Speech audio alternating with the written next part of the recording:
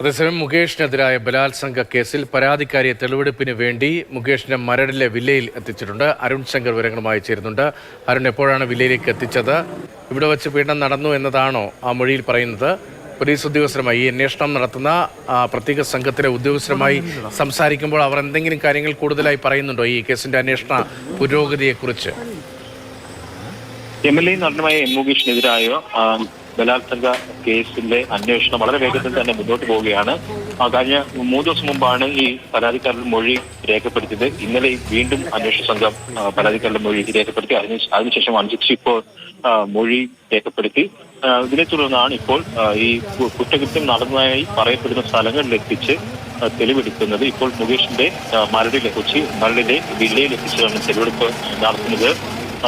ഇവിടെ ഇപ്പോൾ തെളിവെടുപ്പ് പുരോഗമിക്കുകയാണ്. ബെന്നിയുടെ നേതൃത്വത്തിലാണ് തെളിവെടുപ്പ് നടത്തുന്നത്.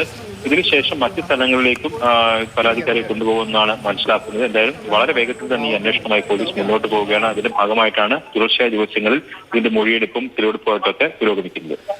മുകേഷിനെതിരായ പരാതിയിലാണ് മുകേഷിന്റെ കൊച്ചിയിലെ വില്ലയിൽ ഇപ്പോൾ തെളിവെടുപ്പ് നടന്നത്. അതിനുശേഷം പരാതിക്കാരെ കൊണ്ടുപോകുന്നു. ബലാത്സംഗ പരാതിയിലാണ് പോലീസ് കർശനമായ നടപടികളുമായി മുന്നോട്ട് പോകുന്നത്.